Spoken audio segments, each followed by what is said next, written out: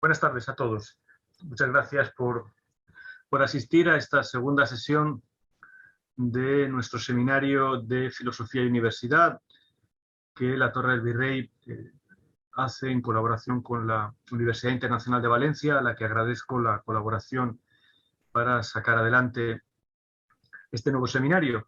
Hoy online, aunque igualmente agradecemos el apoyo del Ayuntamiento de La Eliana, habría sido nuestro gusto el poder hacerlo presencial, pero la prudencia aconseja esta virtualidad del seminario, hacerlo online. Quiero agradecer a Ismael Romero y a quienes están con él que hagan posible esto. No es fácil mantener la técnica de un seminario online después de tantos seminarios como llevamos haciendo. El tema de hoy es un tema complejo. Es complejo el seminario, el motivo del seminario de Filosofía y Universidad. Y especialmente, diría yo, el tema que hoy nos congrega, y por eso quiero dar las gracias, nada más empezar, al profesor Arenas, que ha aceptado realmente un encargo que no es nada fácil.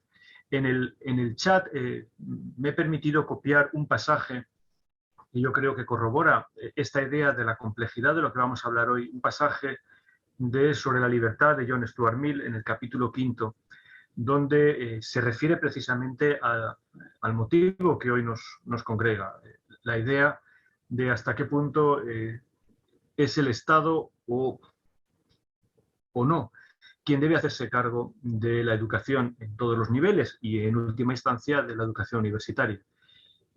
Yo siempre he tenido un respeto muy grande y verdaderamente creo y comparto lo que dice Stuart Mill. Una educación, leo, establecida y controlada por el Estado, solo debería existir como un experimento.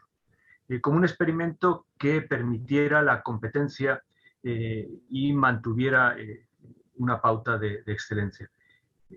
Pero, insisto, la idea de Mill, el texto es más largo y podéis leerlo, pero la idea de Mill, la idea de un buen liberal, es que la educación estatal o la educación dirigida o controlada, realmente controlada por el Estado, controlada en los currícula, controlada en el reparto de fondos que hacen posible una universidad pública, es un experimento. E igualmente la idea de una universidad privada, podríamos añadir con Stuart Mill que lo mismo.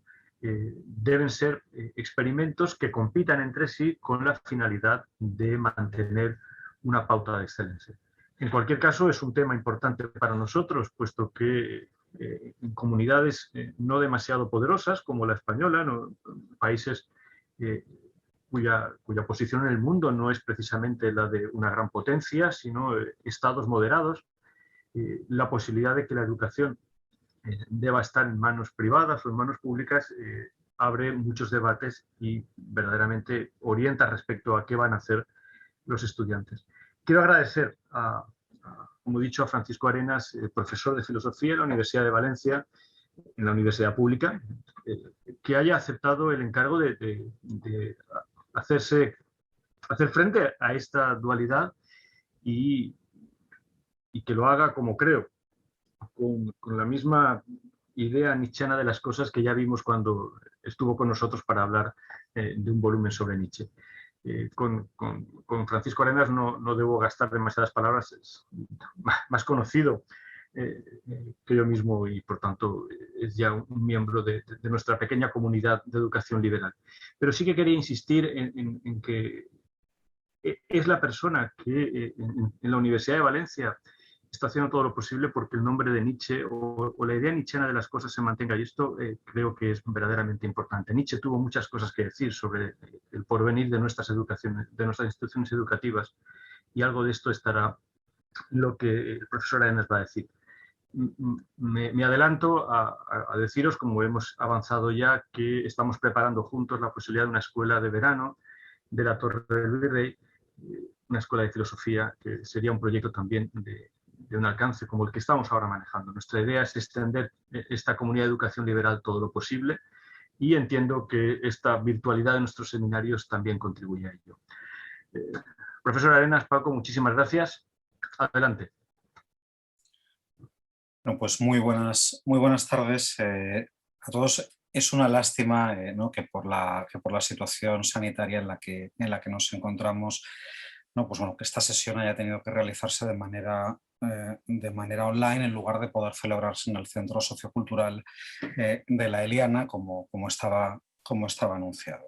Tuve la suerte de acompañaros, ¿no?, en otro encuentro, como decía Antonio, en ese centro hace unos meses. Bueno, afortunadamente, en la tarde de hoy, pues bueno, contamos con las herramientas electrónicas y también con las personas que han hecho posible el tener este espacio de encuentro, y me gustaría que precisamente lo aprovecháramos precisamente para profundizar en el tema propuesto. Quisiera agradecerles tanto a Ramón Aznar, vicedecano de la Universidad Internacional de Valencia, como a Antonio Lastra, presidente y director académico de la Torre del Virrey, por haber hecho posible este seminario permanente, y en especial por la invitación a mi persona para participar en una iniciativa como esta, para pensar acerca de los grandes desafíos que tiene la universidad en el mundo actual, ¿no? Debo comenzar con una confesión inicial, ¿no? Cuando Antonio me llamó y me hizo partícipe de la iniciativa, y además me indicó el tema sobre el que debía versar mi intervención, mi primera reacción fue, bueno, ¿estás seguro? Es decir, ¿cómo un profesor de filosofía de una universidad pública, ¿no?, es decir, un funcionario del Estado, que ha de impartir clases de acuerdo con un programa, que ha de examinar al alumnado de acuerdo con unos determinados protocolos, atender tutorías en un horario público, va a hablar de estas cuestiones, o cómo puede hablar de estas cuestiones, ¿no? Además, si quien tiene que hablar de estas cuestiones ocupa un cargo de gestión en una universidad pública como director de un departamento, pues bueno, todavía le resulta mucho más difícil abordar esta cuestión, ¿no? Pero bueno, estas mismas perplejidades que yo le manifesté a Antonio en aquel momento y que sobre todo me hice a mí mismo, son las que podría plantearse también cualquier colega de una universidad privada en esos momentos, en el caso de que Antonio se hubiera dirigido a alguno de ellos para intervenir en la sesión de hoy. Es decir, a pesar de esos reparos iniciales que yo tuve para esto, ¿no?, es decir, para intervenir en la sesión de hoy, decidí aceptar la invitación porque fundamentalmente me entusiasmaba y me entusiasma la idea de participar en un foro no académico, es decir, en un foro donde podemos pensar el mundo en el que vivimos, ese mundo al servicio del cual está la universidad, y al servicio del cual está la filosofía en concreto, ¿no? Me gustaría que tuviéramos esto un poco en el horizonte, y sobre todo el contexto actual de la sociedad del conocimiento en el que vivimos, en el que defender un modelo u otro de universidad pública o privada creo que nos llevaría a un callejón sin salida. Así que no voy a interpretar la conjunción copulativa del título como una disyuntiva, sino más bien lo que quisiera hacer es, o lo que os quisiera proponer, es que pensáramos el entre, es decir, la Y o la Y, como dicen otros, es decir, pensar lo que une universidad pública y universidad privada, tratando de abordar desde la reflexión filosófica de manera crítica, de manera escéptica, si queréis, ambos extremos, y tratando de buscar un espacio común para detectar desde ahí, desde ese espacio común, desde esa Y, los grandes desafíos que tiene nuestro tiempo, y tratar de establecer alianzas que sean capaces de proyectarnos hacia el futuro.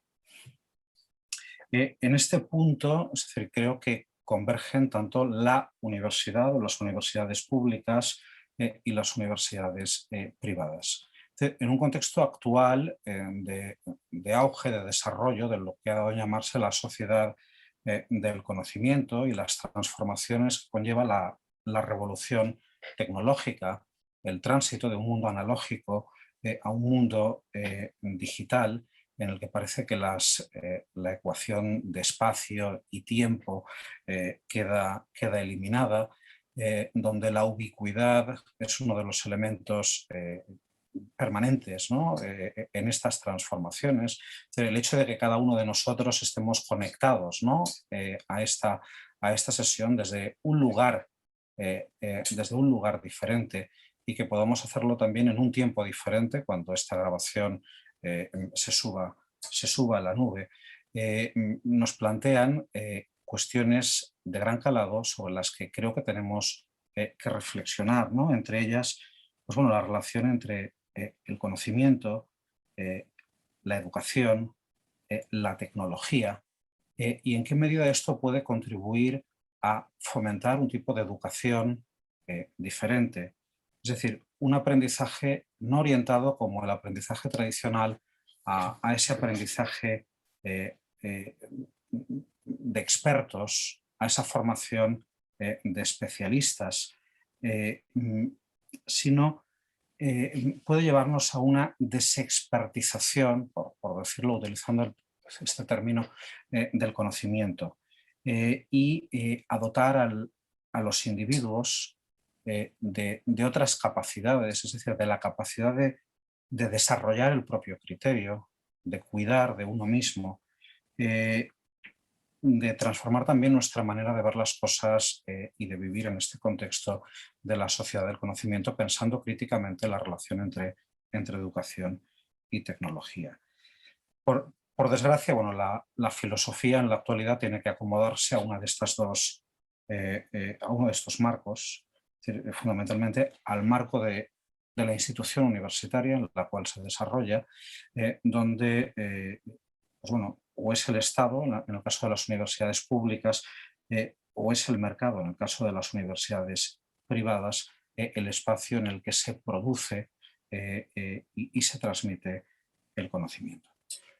Para presentar un poco como prólogo, para contextualizar los desafíos que enfrentamos en nuestro tiempo, quisiera referirme muy brevemente a algunas ideas de Nietzsche sobre la educación, que creo que podrían servirnos bastante para elaborar una crítica de lo que son las ideas dominantes en el ámbito educativo contemporáneo, e intentar abrir espacios desde la filosofía para poder pensar, como decía antes, los grandes desafíos que tiene la universidad hoy.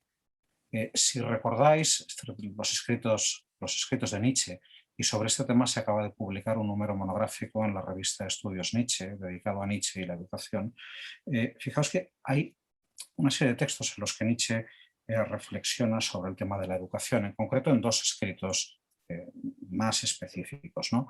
En las conferencias sobre el futuro de nuestras instituciones educativas y en la consideración intempestiva tercera, Schopenhauer como educador. En esos dos textos, Nietzsche muestra su disconformidad con el sistema formador de la época. Y en ambos textos aparece la preocupación de Nietzsche por cuestionar la validez del conocimiento que se ha transmitido. Es decir, tanto entonces, en la época de Nietzsche, como hoy, la filosofía tenía que acomodarse o bien al Estado o bien al ámbito del mercado. Fijaos que tanto en las conferencias como en la tercera intempestiva, Nietzsche denuncia la dependencia de la filosofía universitaria que trabaja a expensas del Estado y que además reduce la filosofía a pura erudición o a pura historia de la filosofía, y que en lugar de contribuir a la liberación del individuo, al desarrollo de la individualidad, al cultivo de individuos activos que sean capaces de elegir por sí mismos, los encadena la máquina del Estado, ¿no? De ahí que Nietzsche, luego tomando como referente a Schopenhauer, ¿no? Critica o aboga por esta necesidad de quitarle a la filosofía todo reconocimiento estatal, todo reconocimiento académico, precisamente porque al Estado lo que le interesa es la utilidad y no le interesa la verdad, mientras que a la filosofía lo único que le interesa es la verdad y por tanto no someterse a ningún tipo de servidumbre, ¿no? De ahí que, fijaos que desde la perspectiva de Nietzsche, en estos dos escritos, ¿no? Vemos la figura del educador como aquel crítico de la cultura que es capaz de llevarnos a la liberación, ¿no? Aquel libre pensador que es un liberador y que, bueno, que se mantiene al margen de la institución académica, incluso a pesar de soportar por ello la soledad y el menosprecio del resto de académicos, ¿no? Esto por una parte, es decir, esta crítica de Nietzsche al Estado, pero por otra parte también aparece en Nietzsche una crítica a la lógica del mercado de producción, es decir, al hecho de que hay que formarse para trabajar, para ganar dinero, para consumir. Es decir, el hecho de que el objetivo de la educación es exclusivamente la utilidad, el obtener el máximo beneficio económico, porque en este caso la educación sería solamente un medio, un instrumento, una forma de especializar a los individuos, lo cual pues, conlleva el declive de un tipo de formación humanística clásica, es decir, en otras palabras, una formación integral del ser humano. Es frente a esos dos modelos, es decir, frente al modelo del Estado, por una parte, y por otra parte, frente al modelo del mercado, que Nietzsche insiste en la importancia de una formación para la individualidad. Es decir, una formación del individuo que esté orientada precisamente a lo que indica el subtítulo del Ecce Homo, ¿no? Es decir, llega a ser el que eres. Es decir, una formación de la individualidad que es algo que nunca podrán promover o desarrollar plenamente las instituciones educativas, precisamente porque lo que apoyan es la masificación y el conformismo. Es decir, es contra esas instituciones educativas, es contra la lógica del mercado, de la utilidad, desde donde el individuo tendrá que desarrollar una serie de resortes que le hagan capaces de desarrollar una autodisciplina que le permitan desarrollar su propio criterio y desarrollar una perspectiva propia de acuerdo con sus propios valores para convertirse en quien es y para que esa experiencia universitaria no se torne contra lo que él es, sino para que represente en su vida un proceso de autocrecimiento, un proceso de transformación. Por eso decía al comienzo que lo que me interesaba era pensar el entre, es decir, no plantear una disyuntiva entre estos dos espacios, entre universidad privada y universidad pública, sino tratar de pensar en qué medida podemos pensar críticamente nuestro mundo contemporáneo teniendo en cuenta precisamente este conflicto que se da o el conflicto que se da dentro de cada una de estas dos realidades. Es decir, que una universidad sea pública o privada depende exclusivamente hoy de la titularidad de la misma. Es decir, como sabéis, las universidades públicas son creadas por una entidad pública, mientras que las universidades privadas son las que crea una persona física o jurídica, y en ambos casos tanto universidades públicas como privadas se rigen por lo establecido en las leyes de educación, por lo establecido en la Constitución en su artículo 27. Es cierto que la mayor parte de universidades españolas son públicas, es decir, son universidades que cuentan con financiación estatal, financiación de las comunidades autónomas, mientras que las universidades privadas se gestionan fundamentalmente por un sistema de autofinanciación que posee sus propios sistemas y mediante el cual pues, bueno, se establecen también sus precios académicos, etc. Podríamos debatir, ¿no?, después acerca de cuáles son las diferencias, ¿no?, que podemos ver en estos dos modelos, en el modelo de universidad pública, en el modelo de universidad privada. En general, pues, bueno, las universidades privadas se concentran sobre todo en aquellas áreas de conocimiento donde la tasa de empleabilidad pues, suele ser mayor. En el caso, por ejemplo, de España, muchas universidades privadas se han especializado en ofrecer un doble perfil a sus estudiantes, algo que permite pues, a sus egresados tener una mayor rentabilidad, orientarse más hacia el mercado de trabajo. También, pues bueno, las universidades privadas en su distribución geográfica en general han seguido un criterio más mercantil, situándose en aquellas ciudades en las que podían satisfacer determinadas demandas.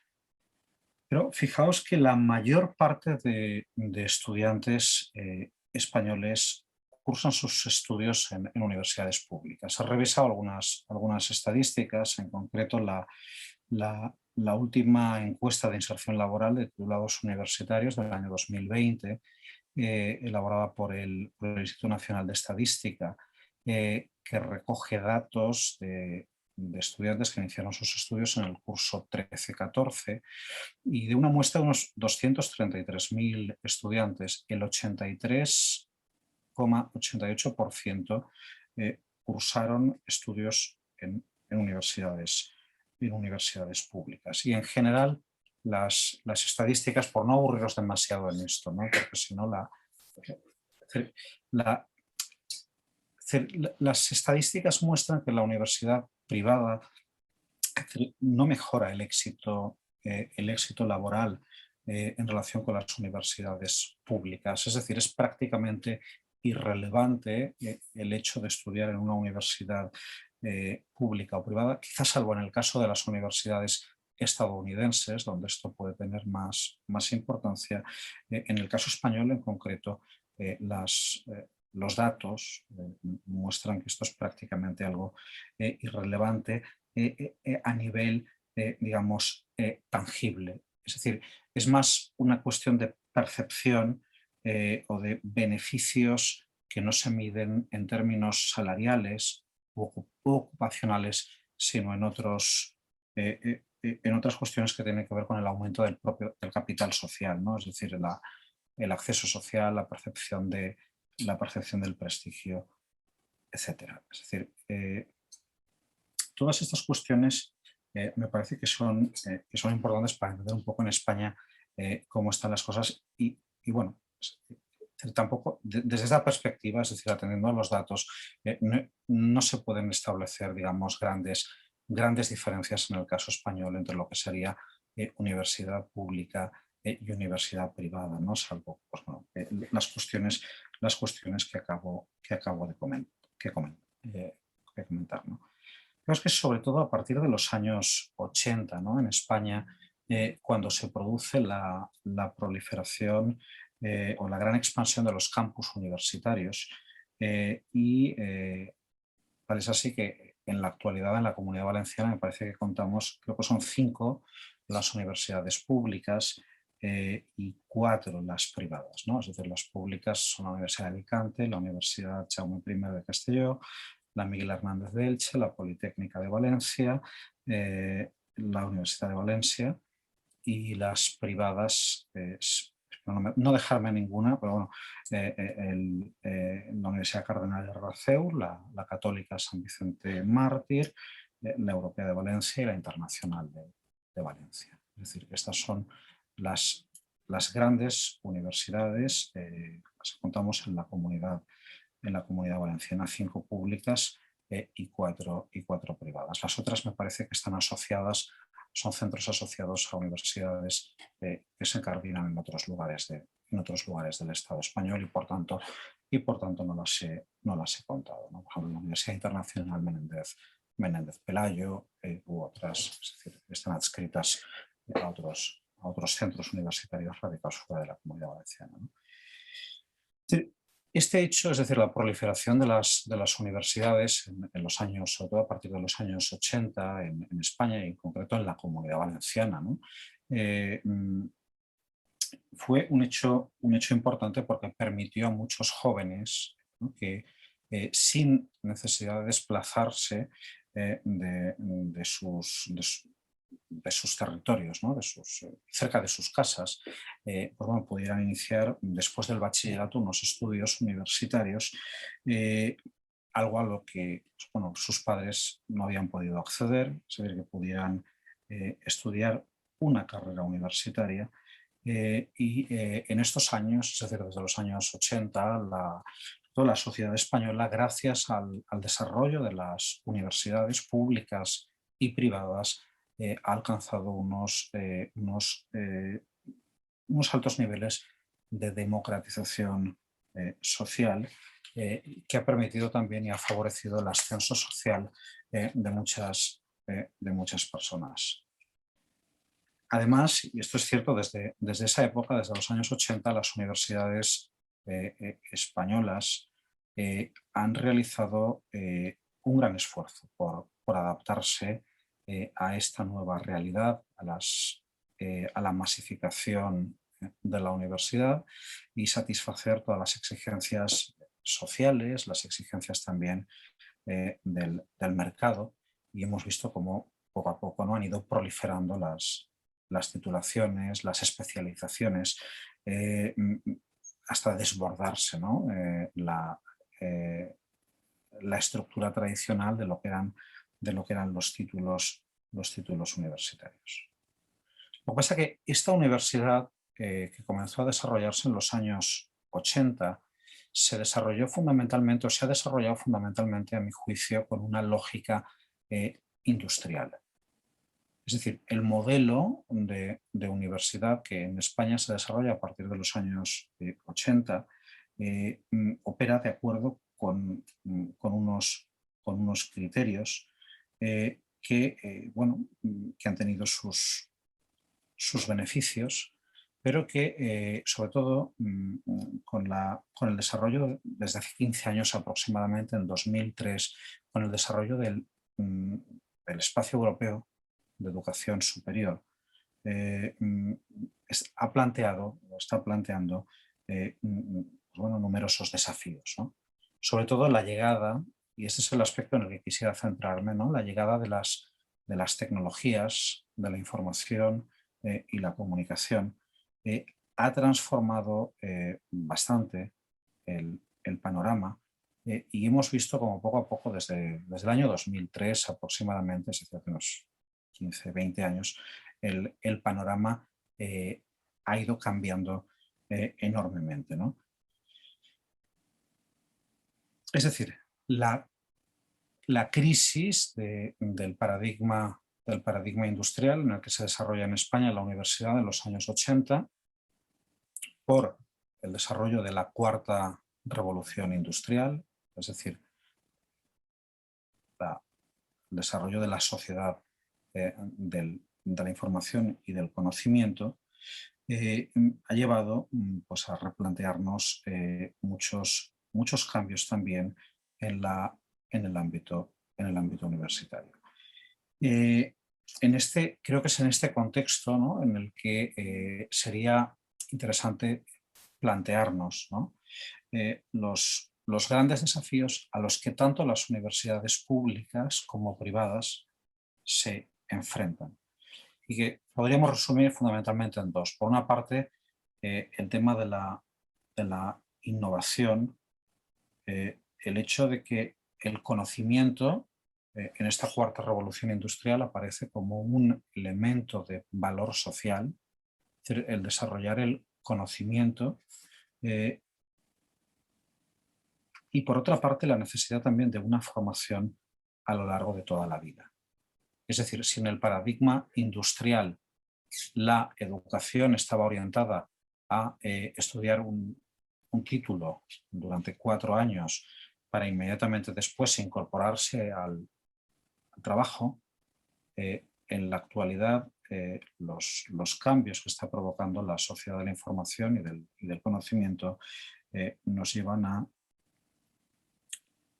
a profundizar en la necesidad de formarnos a lo largo de toda la vida, que es una necesidad para todos, precisamente el cultivarnos no solamente durante un pequeño espacio de nuestra existencia, sino hacerlo a lo largo de toda la vida para actualizar, no solamente para actualizar nuestros conocimientos, sino también pues bueno, para ser conscientes de los cambios que se están produciendo en la sociedad, ¿no? Claro, hemos pasado, es decir, el tránsito del paradigma industrial de universidad al nuevo contexto de la sociedad de la información y del conocimiento nos lleva a un proceso de creación y de destrucción de conceptos sobre el que creo que es importante también reflexionar. Es decir, hemos pasado de un modelo en el que la verdad se consideraba como algo inamovible a un modelo en el que la verdad es algo cambiante. Hemos pasado de un modelo en el que la enseñanza era algo vertical a un modelo en el que la verdad, en el que la enseñanza es algo, o el aprendizaje es algo que se hace colectivamente, que podemos hacer en red. Hemos pasado de un modelo en el que la educación era una educación para las élites a un modelo en el que la educación es una educación masiva. Hemos pasado de modelos de educación fundamentalmente individual a modelos de educación cooperativa. Del acceso cerrado al conocimiento hemos pasado a un acceso cada vez más abierto, aunque no lo suficiente, al conocimiento. De un currículo único, pues bueno, todas estas transformaciones nos permitirían abrir mucho más el currículum, personalizar el currículum, personalizar nuestra formación a lo largo de toda la vida. De un sistema cerrado de universidad, estas transformaciones nos están empujando también a pensar ecosistemas abiertos, más flexibles, sociales, es decir, donde se incorporen otros actores que no sean solamente los académicos. Es decir, hemos pasado de un modelo, por decirlo así, individual a un modelo, a una red global, ¿no? Es decir, y hay toda una serie de tendencias, es decir, si nos fijamos un poco en lo que está sucediendo a nuestro alrededor, tanto en el contexto de universidades públicas como privadas, vemos que hay una serie de tendencias importantes en la actualidad. Es decir, fijaos cómo los medios digitales están cambiando nuestra manera de interactuar, de presentar la información, de relacionarnos. La forma también de realizar la comunicación académica.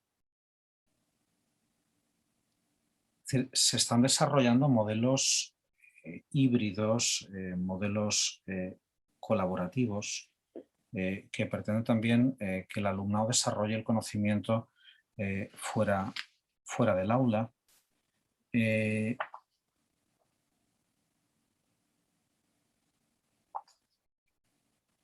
se están desarrollando, bueno, pues toda una serie de recursos, por ejemplo, que podemos encontrar en la red, que facilitan un acceso libre a la información, y que hacen que el docente tenga que replantearse su función en el contexto de esta sociedad del conocimiento. Es decir, el docente ya no es solamente aquel que posee el conocimiento, perdón, aquel que posee la información y que la transmite, sino que ha de ser un mediador para que el estudiante pueda convertir la información en un conocimiento útil. Entonces, se están desarrollando también nuevas tendencias que nos llevan, pues bueno, a personalizar, como decía antes, el currículum, a desarrollar también la relación entre la universidad y el contexto social en el que se inserta esa universidad, ¿no? Y todo esto nos lleva a una serie de cambios, ¿no? Está empujando de todo el desarrollo de la sociedad del conocimiento, está llevando a las universidades públicas y privadas a pensar o a implementar una serie de cambios importantes. Por una parte, los voy a dividir en tres tipos: cambios institucionales, cambios en el profesorado y cambios en las metodologías, ¿no? Por una parte, cambios institucionales, por ejemplo, el fortalecer la infraestructura de red. Es decir, hoy en día las universidades públicas, privadas, están fortaleciendo la cobertura a Internet, el acceso a determinados espacios desde los cuales el alumnado pueda tener un acceso gratuito y sin costes a la red. Por otro lado, también se están desarrollando determinados programas, ¿no?, que lo que buscan es tender un puente, ¿no?, entre educación y tecnología, facilitando pues bueno, este tipo de desarrollos innovadores en la educación superior.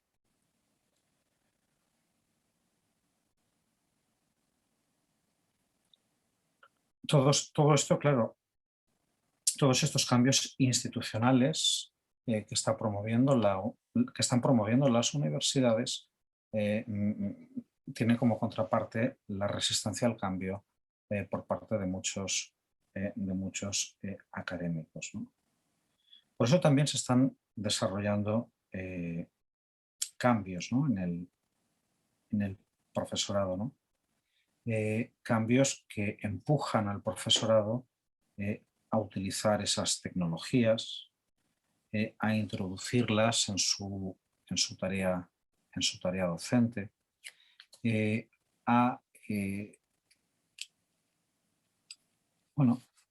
a desarrollar, pues bueno, otro tipo de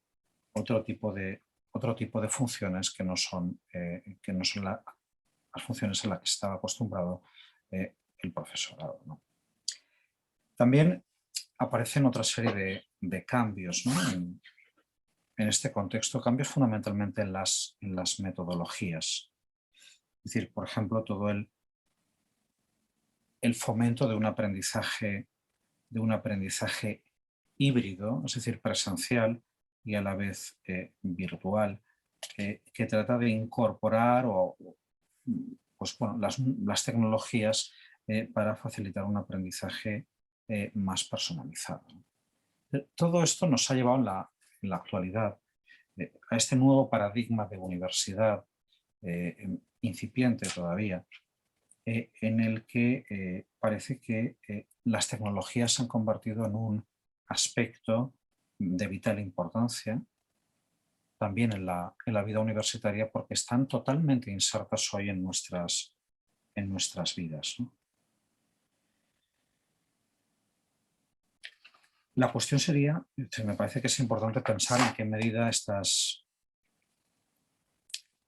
tecnologías o esta integración digital por la que están abogando muchas universidades públicas y privadas en la actualidad, puede convertirse, o no es solamente un solucionismo a los problemas que tiene una universidad masificada, sino en qué medida esto puede contribuir o podría contribuir a hacer frente a los problemas de desigualdad y de exclusión que existen en la sociedad, ¿no?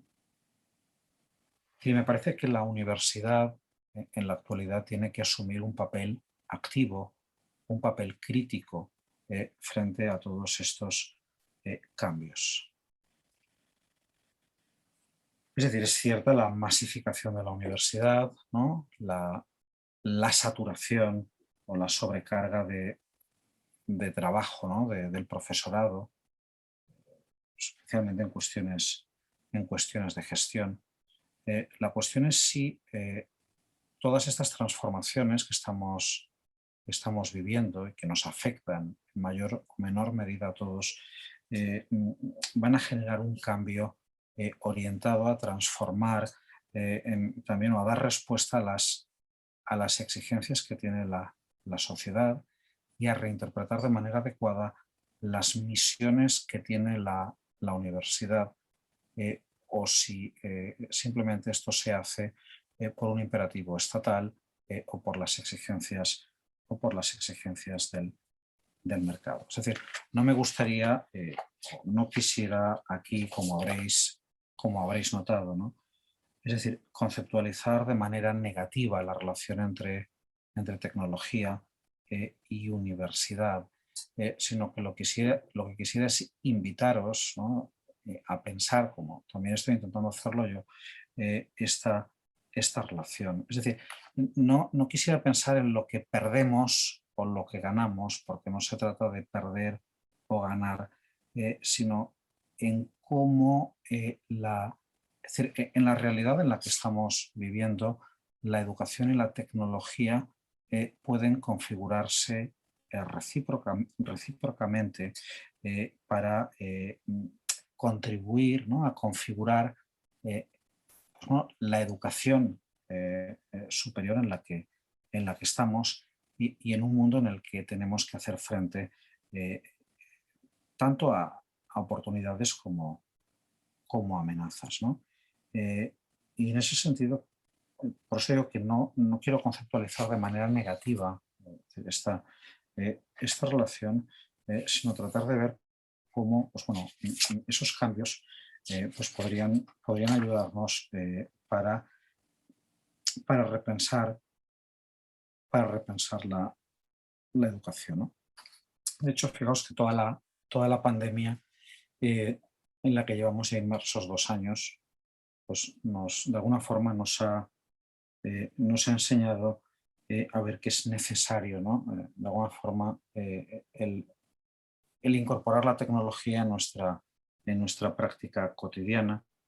Y bueno, pues en cierta medida, aunque no, también estos medios pues bueno, nos han servido para mantener en épocas, en momentos muy duros de aislamiento, para mantener la interacción entre el profesorado y el alumnado y poder hacer un seguimiento del aprendizaje. Todo esto, es decir, me parece que es importante pensarlo, sobre todo en el contexto en el que estamos, porque todavía no hemos salido de esta situación de pandemia, y valorar en qué medida la aplicación de la tecnología puede ser complementaria a la enseñanza presencial en momentos concretos, en momentos excepcionales, para poder fomentar precisamente eso que comentaba antes, ¿no? Es decir, ese tipo de aprendizaje ubicuo en el que uno puede aprender en cualquier lugar, a cualquier hora, sin horarios estrictos. Es decir, un estudiante puede acudir a sus clases en la universidad, pero también con una videoconferencia puede completar su formación. Y de hecho, parece que esto ha venido para quedarse. Es decir, este tipo de formato virtual al que no estábamos muy acostumbrados hace 2 años, pues de alguna forma está aquí, está transformando la educación, está transformando nuestra manera de relacionarnos y de alguna forma tendríamos que ser capaces de emplearlos para, de una manera atractiva, de una manera eficaz, conseguir, conseguir enseñar y, y hacer que las personas empleando estos medios sean capaces también de desarrollarse de manera autónoma, haciendo frente a las distintas situaciones que se planteen.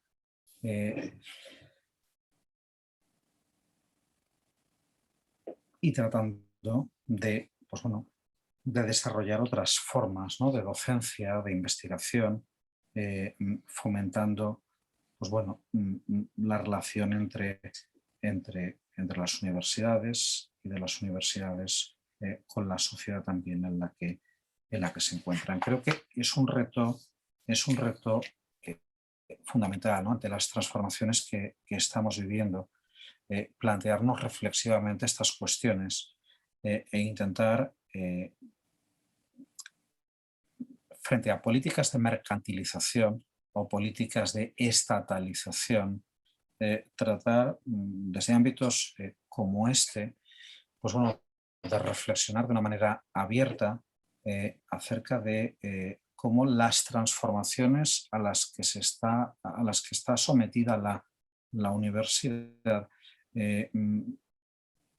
pueden, de alguna forma, cómo estas transformaciones son transformaciones que deberían estar al servicio de la sociedad y fomentar la autonomía, fomentar la excelencia, fomentar el ejercicio crítico, el compromiso crítico de las personas y no simplemente quedar sujetas a lo que es un paradigma, pues bueno, estatal por imperativo legal o a un imperativo mercantil, es decir, un paradigma empresarial que nos obliga a utilizar estos medios porque son mucho más baratos, mucho más rentables, etc. Es decir, me parece que es importante recuperar una perspectiva crítica en relación con el uso de la tecnología en la educación, porque tradicionalmente la universidad ha sido una institución con un arraigo territorial muy fuerte, con una necesidad también de comunicar presencialmente el conocimiento, de transmitir el conocimiento de manera presencial. Y el hecho de que el conocimiento quede encerrado en un medio electrónico, que se utiliza simplemente un medio electrónico para encerrar ese bien público que es el conocimiento, o que quede simplemente encerrado o que esté destinado simplemente a objeto, es decir, que tenga un objeto lucrativo simplemente, me parece que hace que la universidad pierda su misión, ¿no? Por eso, es decir, creo que habría que reflexionar sobre este entorno, es decir, sobre el nuevo entorno digital que nos está cambiando, y ver cómo la universidad, en definitiva, se comporta como un ser vivo, es decir, es un organismo también la universidad, ver cómo todo esto le está transformando a la universidad, cómo para poder sobrevivir también la universidad necesita enfrentarse ante esas transformaciones, como digo, adaptándose de manera crítica, ¿no?, a esos cambios, intentando comprender los cambios que en muchos casos, como en el de la actual pandemia, pues han sido bruscos, insospechados, es decir, nadie preveía que en cuestión de semanas íbamos a transitar de un modelo presencial a un modelo digital. Y pues bueno, desde ahí, es decir, desde esa situación, ver cuáles son las oportunidades que nos ofrece todo esto para poder cultivarnos a nosotros mismos, para poder progresar, para poder cultivar la filosofía, la reflexión, las humanidades. Es decir, ¿en qué medida es posible fortalecer en este mundo que está cambiando, en un entorno en el que las comunicaciones también están cambiando, potenciar el papel que tiene la universidad en la sociedad? Porque si la universidad permanece anclada a un pasado que no existe, la universidad va a desaparecer como institución. Por lo tanto, me parece que es urgente que desde la universidad reflexionemos acerca de todas estas cuestiones para plantear estrategias que nos lleven también a cambiar nuestra mentalidad y asumir también un tipo de... y asumir también estos nuevos experimentos o reflexionar acerca de estos nuevos experimentos como son los que nos plantea pues, bueno, toda la transformación digital de la universidad, ¿no? Para poder cumplir realmente con la misión de la universidad en el nuevo marco en el que estamos viviendo, ¿no?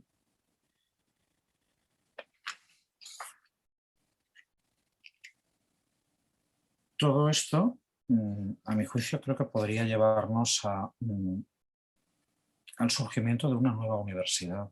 Es decir, una nueva universidad diferente de esa universidad surgida, como decía antes, en los años 80, en la época del desarrollo industrial. Es decir, una universidad diferente, pero no una universidad diferente solo en términos de tecnología, de estructuras, de procesos, sino también una universidad diferente en la medida en que la universidad tiene una nueva oportunidad para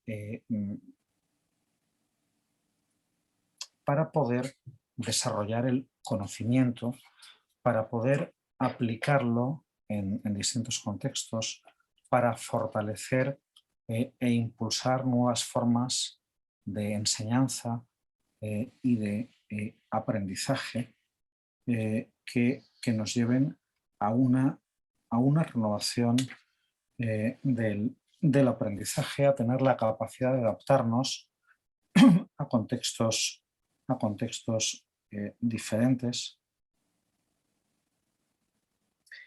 Y aquí, sí, todo esto también llevaría a una transformación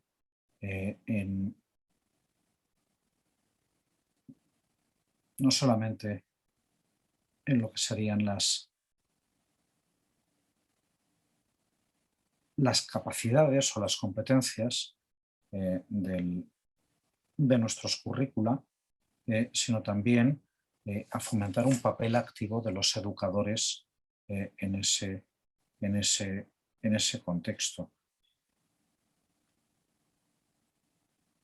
para poder adaptarnos a esos cambios, por una parte, e integrarlos, y por otra parte para desarrollar un tipo de cultura que no sea simplemente una cultura orientada a la profesionalización, a la especialización, sino también para desarrollar un tipo de cultura orientada a la autonomía, a la concienciación de cada uno de nosotros con los problemas de la sociedad, a descubrir la primacía de la verdad sobre la utilidad,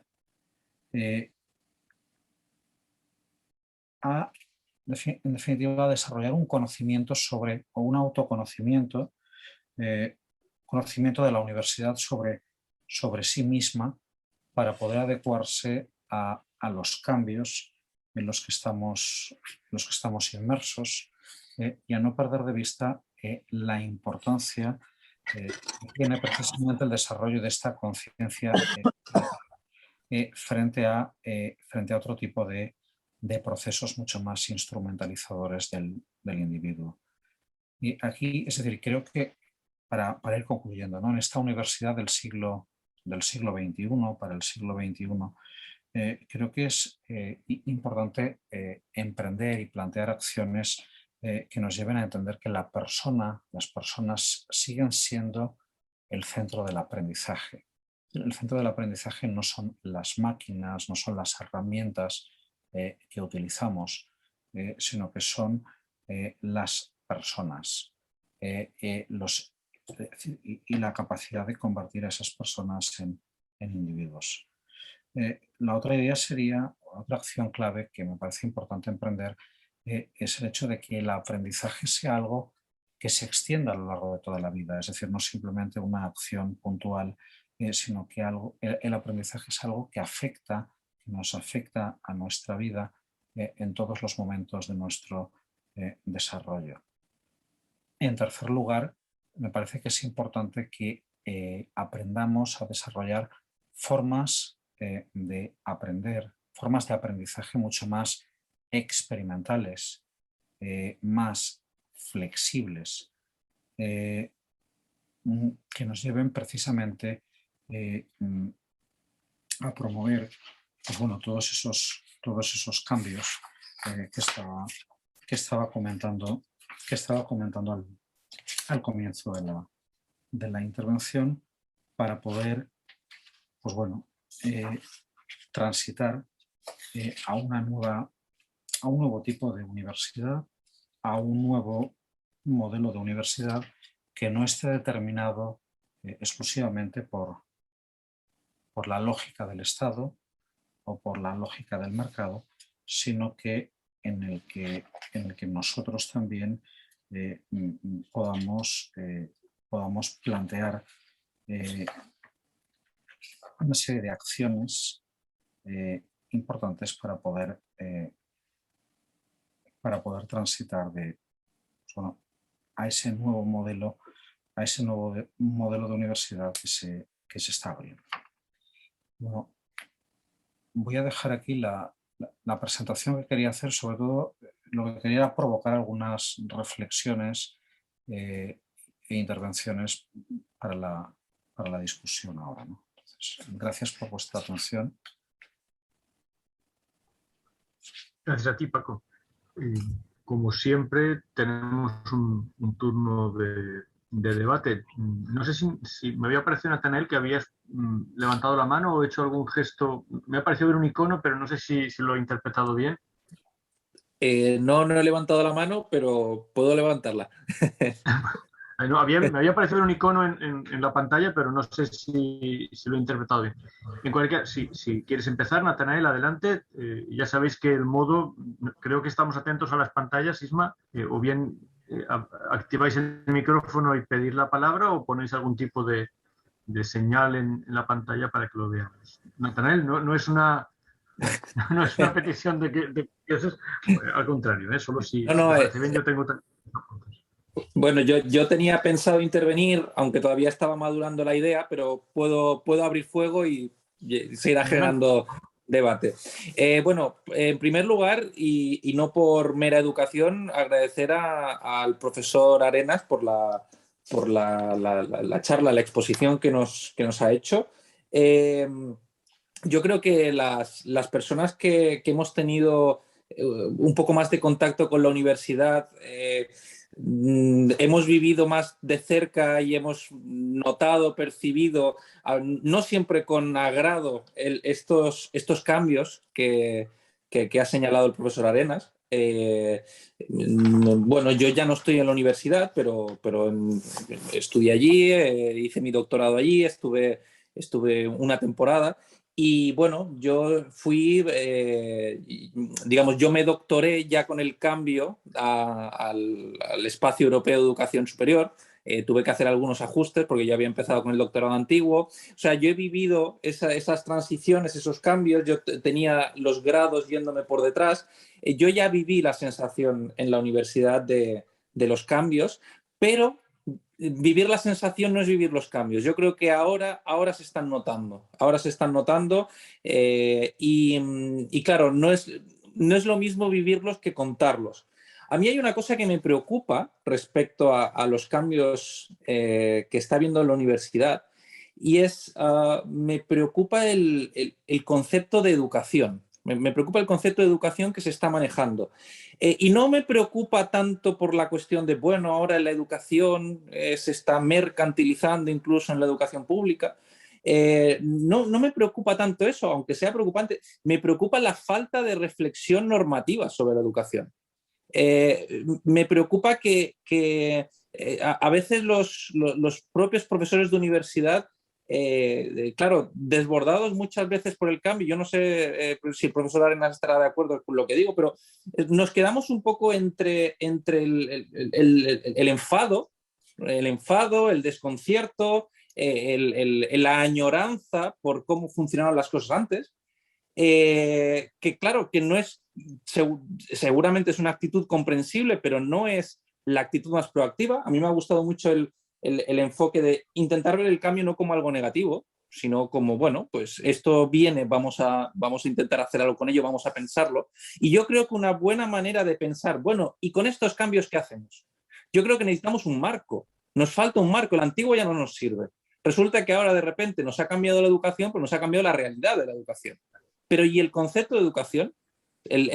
Vamos a llamarlo platónicamente la idea de educación.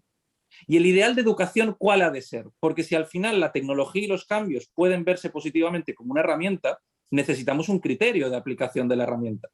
Claro, la cuestión de la educación no es solamente la cuestión de la educación de cómo enseñamos, es la cuestión de la cultura. Aquí traigo a Ortega de vuelta, comisión de la universidad, ¿y con la cultura qué hacemos? Porque ya no es solamente la cultura como la hemos conocido hasta ahora, es que la propia cultura está siendo transformada por sus medios.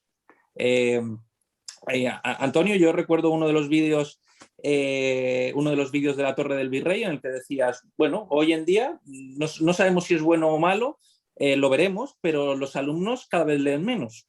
El medio de acceso a la cultura es audiovisual. Eso ya está suponiendo un cambio en la cultura. Entonces, esto supone también un cambio en el concepto de educación. Y resulta que veo que aquí hay una tensión y creo que no podemos escapar de esta tensión. Y es como estamos en una transición, en un cambio, pensar el ideal, pensar la idea de educación no puede ser en abstracto. Necesitamos tener puestos un ojo en los cambios concretos, porque claro, es muy fácil decir, la educación debería ser esto. Pero, hombre, si uno es rector y vive las fuerzas vivas de la universidad, las fuerzas vivas de la sociedad, las fuerzas vivas de los gobiernos, hombre, es que hay que tomar decisiones y hay que tomar decisiones muchas veces sin un marco de referencia, claro. Entonces, claro, podría decir muchas más cosas sobre lo que yo pienso que podría ser o debería ser la educación, pero es que yo creo que necesitamos ese horizonte normativo, creo que hay que pensarlo, pero también necesitamos hacer este tipo de sesiones, de reuniones y de profundizar en lo que ha sido y está siendo la transformación concreta, real de la educación. Yo solo quiero acabar con esta reflexión en voz alta. Yo ahora estoy dando clases en un instituto de educación secundaria en la isla de Menorca. Y es mi primer año de profesor interino. Y yo les decía a mis compañeros que yo ahora en el aula, como estoy intentando aplicar métodos educativos, digámoslo así, actualizados, ya no abogo por la clase magistral, aunque me lo pida el cuerpo por la formación que tengo, pero intento hacer clases más participativas, intento introducir los medios. Yo le decía a mis compañeros, tengo la permanente sensación de estar en un experimento. Y yo dije, bueno, supongo que es normal, porque soy joven, estoy aprendiendo el oficio, y un compañero mayor, ya veterano, me decía, no, yo también tengo la sensación de estar en un experimento. porque estamos introduciendo cambios, transformaciones, que en cierto modo vienen desde arriba, y yo decía, ¿cuál es mi marco conceptual, cognitivo sobre lo que ha de ser la educación tengo que aplicar yo aquí? Y resulta que no puedo solamente tener una idea de ideal, necesito ver la realidad. Y resulta que estoy en medio de la realidad mientras la realidad se va haciendo. Entonces, Francisco, tú que vives profesor Arenas, perdón, usted que vive la realidad de la universidad, cómo se está transformando y con las nuevas generaciones, ¿no le parece a usted también que estos cambios están todavía como una especie de estado experimental? ¿No es como una sensación de estamos haciendo un experimento y todavía no sabemos muy bien hacia dónde va a caer la educación? Bueno, yo creo que sí que lo sabemos. Es decir, hay una lógica, están esas dos lógicas, ¿no? La lógica estatalizadora y la mercantilizadora, ¿no?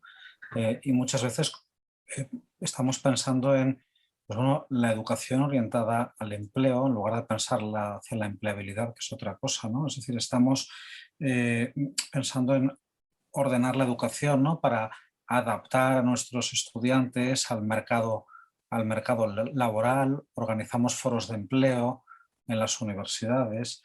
Es decir, en lugar de pensar en la educación, fijaos que educación significa ex ducere, sacar algo de alguien, ¿no? No es inducción, es decir, no es meter conocimientos o meter herramientas para que luego vayan al mercado de trabajo, al mercado laboral, sino que es sacar la mejor versión de cada uno de nuestros estudiantes, es decir, ayudarles a que saquen la mejor versión de sí mismos. Eso sería para mí la educación, ¿no? En cambio, la lógica actual lo que está fomentando o parece que está fomentando otro tipo de cuestiones, ¿no? Que no están orientadas a desarrollar, por decirlo, a desarrollar un orden espiritual en nuestros estudiantes. Es decir, creo que sería importante, ¿no? Y creo que hay mucha confusión en torno a esto, ¿no? Ya la hay en el ámbito filosófico, en el ámbito humanístico en general. No quiero ni siquiera pensar lo que pasa en otros ámbitos mucho más técnicos, ¿no? En el ámbito de la educación.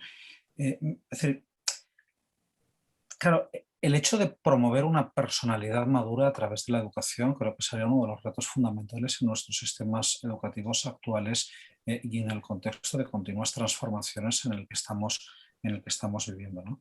Es decir, hacer, no sé, pues que nuestros estudiantes se confrontaran con otros estudiantes, ¿no? A través de, mencionabas antes, ese trabajo colaborativo, participativo entre los estudiantes, pero ¿para qué? Pues bueno, precisamente para que a través de esa confrontación con otros pues puedan sacar lo mejor de sí mismos, para que puedan desarrollarse como individuos, para que puedan valorar también las diferencias, es decir, reconocerse diferentes de otros y apreciar esa diferencia.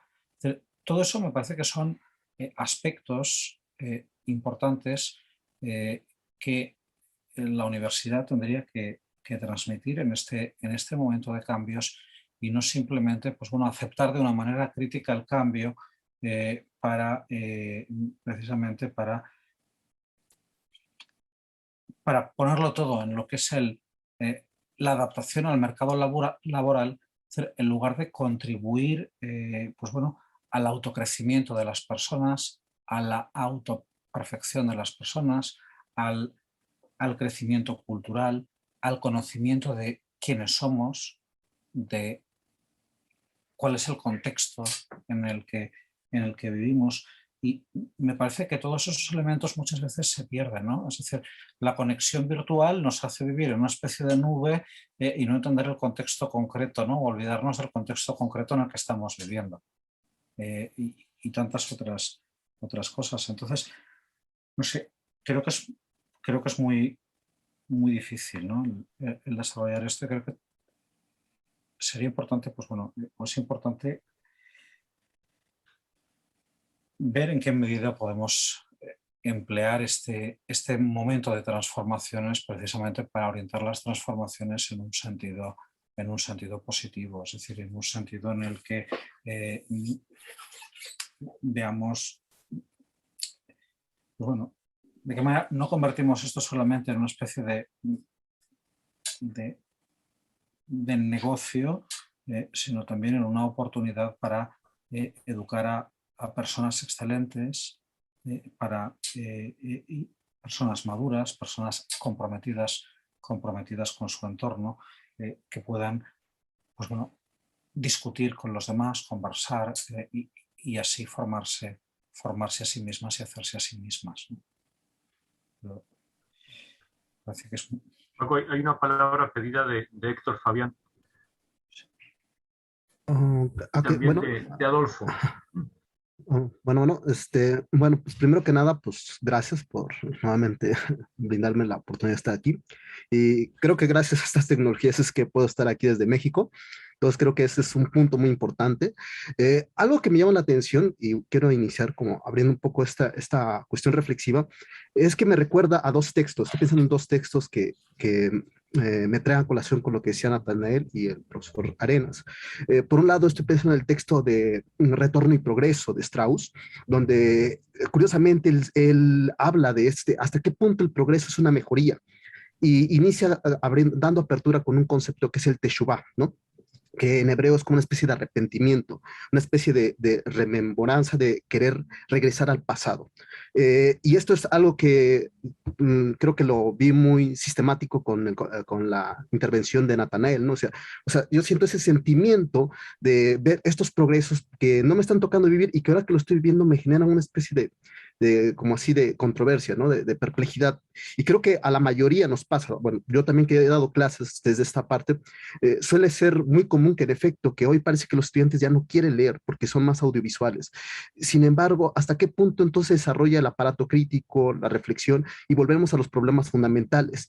Y de aquí quiero hilvanarlo con otro texto que es un texto de Maimónides, que es en uno de los comentarios del Pique d'Abord, que es uno de los tratados éticos, muy interesantes, donde curiosamente él hace una cita de un rabino en la cual el sujeto dice que cómo se le enseña al niño Torah. Y yo siempre que doy pedagogía de la educación me gusta agarrar como ese fragmento y citarlo, porque lo que él dice, uno de los problemas del niño es de que cada vez que tú le das algo al niño, tú le prometes que si él aprende ciertos textos de la Torah, entonces, ¿qué va a pasar? Tú le vas a dar un dulce. Pero ¿qué pasa si tú cada vez que el niño obtiene algo le das un dulce? Ya sea, lo podemos traducir en otros términos, le subes una décima, le subes puntos. Entonces el niño se va acostumbrando a tener una recompensa a cambio, pero no lo hace por el conocimiento en sí mismo, sino porque sabe que A va a obtener X o Y beneficio a la larga. ¿Qué va a pasar cuando él se vuelva rabino? Este rabino va a querer precisamente obtener más cosas y va a querer tener más beneficios. Y esto prácticamente va a hacer que el sujeto no aprenda porque le nace el deseo del saber, sino precisamente porque lo que quiere es obtener algo a cambio.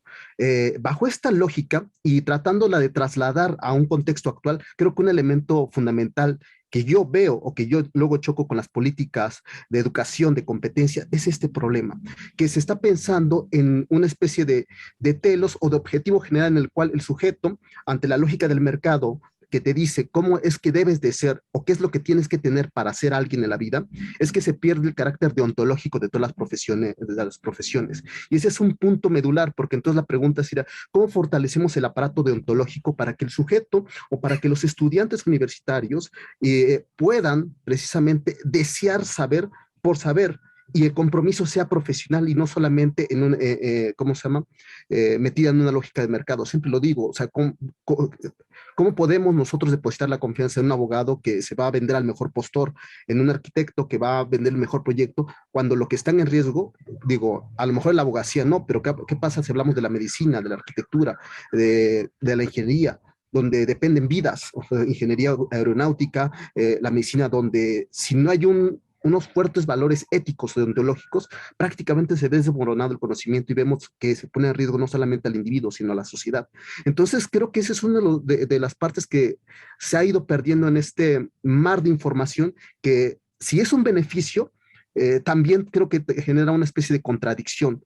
Y ahí vuelvo otra vez, ahora sí que me recuerdo otro texto importante de Strauss, que es el de, ¿cómo se llama? El de la educación liberal, donde él dice que los mejores maestros no los vas a encontrar en los cubículos, no los vas a encontrar en las mejores instituciones, sino los vas a encontrar ¿dónde? En los libros. Y en ciertos libros, y por eso hay que ser muy selectivo de los autores clásicos, porque volvemos entonces a los problemas fundamentales. Por mucha tecnología que se tenga, los jóvenes se siguen planteando las mismas preguntas, y son preguntas que a lo mejor los clásicos los han planteado en términos ¿cómo se llama? Más concretos, o han intentado darle respuesta, y nos vuelve a rellevar a la reflexión. Pero va a ser muy difícil también que estos jóvenes o estas nuevas se acerquen a eso por estas tendencias, ¿no? Entonces, como diría Taues, del culto a la cultura, hay que cultivar esa educación. El problema es cómo, qué herramientas. Yo creo que es una herramienta la parte tecnológica, sí, nos abre brechas, sí, pero cómo hacemos que esta interacción se genere con mayor eficacia, ¿no? Ese es uno de los problemas que yo pondría sobre la mesa. ¿Cómo le damos este parámetro a ese carácter deontológico y fomentamos nuevamente esos valores o esa axiología en el estudiantado universitario? Lo dejo así con esta intervención. Gracias, Héctor. Paco, ¿te parece que intervenga Adolfo y vamos sumando las intervenciones o prefieres contestar a cada una de las personas? Como queráis, yo simplemente a raíz de lo que ha dicho Natanael, me parece, por no olvidarlo, ¿no? Porque me parece muy interesante su aportación y sí que estoy muy de acuerdo con él en la importancia que en este contexto tiene, por una parte, la formación es decir, hoy la formación parece que es un medio en lugar de un fin. Es decir, me parece que estamos confundiendo y se ha convertido en un fin, es decir, la educación se ha convertido en un medio para alcanzar el éxito profesional, para alcanzar un trabajo, una posición, etcétera, en lugar de ser un fin. Entonces, claro, frente a eso, el recuperar la educación, claro, como aquello que nos da la libertad de pensamiento, es decir, como aquello que nos da una libertad de vida. Es decir, es muy diferente, ¿no? Entender la educación simplemente como un medio o entenderla como aquello que nos posibilita ser libres, desenvolvernos libremente en la vida con un criterio. Pero claro, ¿cómo hacer eso? Desde el ejemplo de los maestros, pero ¿en qué medida nuestros maestros, es decir, en la escuela secundaria, primaria, en la universidad, es decir, son ejemplos de personas libres, es decir, de personas que no están sometidas ni al Estado, es decir, ni a la burocracia que nos domina hoy, ni al mercado? Es decir, por eso me ha llamado la atención lo que comentaba Natanael acerca de los mejores profesores no son los que están en el cubículo, posiblemente, porque yo ahora estoy en el cubículo, pero bueno, normalmente pues uno está ocupado con cuestiones de gestión. Entonces, claro, el alumno que ve, es decir, ve a un burócrata, es decir, ve a alguien que en lugar de estar preocupado por transmitir el conocimiento o transmitir una forma de vida, está preocupado por otro tipo de cuestiones, es decir, por su quinquenio, por su sexenio, por el artículo que va a publicar en tal revista, es decir, en lugar de transmitir una forma de vivir. Creo que sería muy importante hoy que los educadores transmitiéramos una forma de vida, porque creo que ese ejemplo, esa forma de vida es la que podría transformar la educación en el futuro. Si no, pues bueno, si nosotros seguimos con esa lógica, con esas lógicas, pues al final eso es lo que transmitimos. Nada, perdón por... Adolfo. Hola, buenas tardes y nada, muchas gracias. En verdad lo que yo tenía que decir creo que ya está más o menos transmitido por las reflexiones, que tampoco son exactamente preguntas ni objeciones, de Natanael y de Fabián. Simplemente yo añadiría una preocupación adicional, valga la redundancia, porque como bien ha dicho el profesor Arenas, la universidad, si no se sabe adaptar a los cambios que están sucediendo, puede desaparecer, pero yo incluso añadiría que no es un problema solo de la universidad, sino de todo el sistema educativo. De alguna manera, por ejemplo, muchas veces hemos comentado cómo el sistema educativo público en países que pueden ser grandes potencias como Estados Unidos pese a ello, no deja de ser algo así como un cadáver que si luego el estudiante realmente tiene interés, tiene que acudir a parches o a instrumentos adicionales para poder llegar a una titulación universitaria en condiciones. Pero bueno, esto es al margen. Lo que yo quería decir es que, claro, si el objetivo de la educación o de la formación, o en fin, como lo llamemos, es la empleabilidad o es algo extrínseco a esta otra posibilidad que es la de aprender un modo de vida o desarrollar un amor genuino por el conocimiento, precisamente la existencia de herramientas tecnológicas y la existencia de una cultura de acceso a esas herramientas es lo que da lugar a que la necesidad de un sistema educativo ni público ni privado se sostenga, porque hoy en día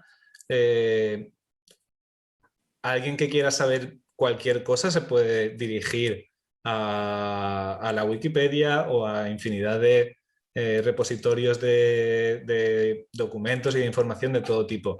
Pero además es que hay una competencia, hay mucha gente que tiene canales en YouTube, en Instagram, en cualquier red social, que se dedican a hacerle la competencia a los profesores del sistema educativo público y privado.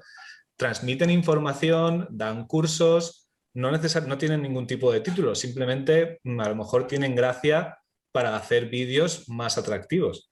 Y al final, los chavales, por decirlo de una manera así, lo que ven es que no necesitan una educación reglada, una formación reglada, y no solo eso, sino que el concepto de empleabilidad que se utiliza muchas veces en el diseño de títulos universitarios o de formación profesional, etcétera, están obsoletos, porque ellos, haciendo un cursillo de no sé qué y un cursillo de no sé cuántos, es más probable que encuentren un trabajo antes que haciendo una titulación académica. Simplemente quería añadir este punto de que también me parece una preocupación y simplemente está alineado con todo lo que ya se había comentado. No es nada así más profundo. Muchas gracias.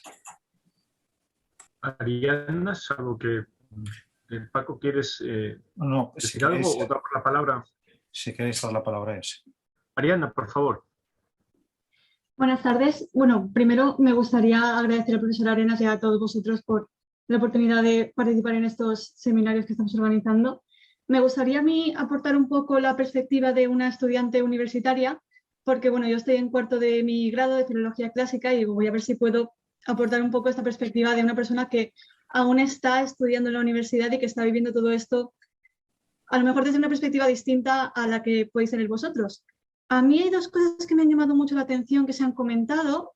Una de ellas es esta idea de, bueno, que se acaba de decir sobre las nuevas formas de aprendizaje, porque como bien acabáis de comentar, muchas veces los alumnos universitarios vamos a clase y tenemos nuestros profesores que nos enseñan todo lo que tendríamos que saber, pero sí que he notado una gran tendencia últimamente a buscar información en lugares donde antes no se podía encontrar.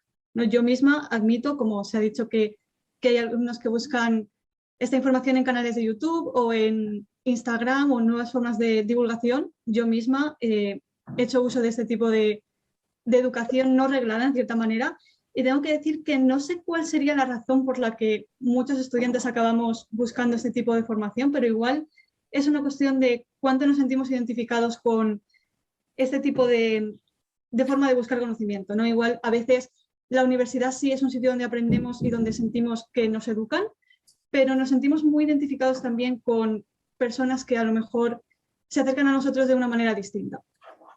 Y luego la otra cosa que quería comentar, como estudiante yo de Filología Clásica, probablemente a muchos de vosotros os habrá pasado también, cuando se habla de que esta formación universitaria muchas veces se lleva directamente es una formación para trabajar, para la empleabilidad, yo lo he sentido muy dentro, porque los alumnos de Filología Clásica, como supongo también los de Filosofía, oímos muchas veces eso de pero eso que estudias, ¿para qué sirve?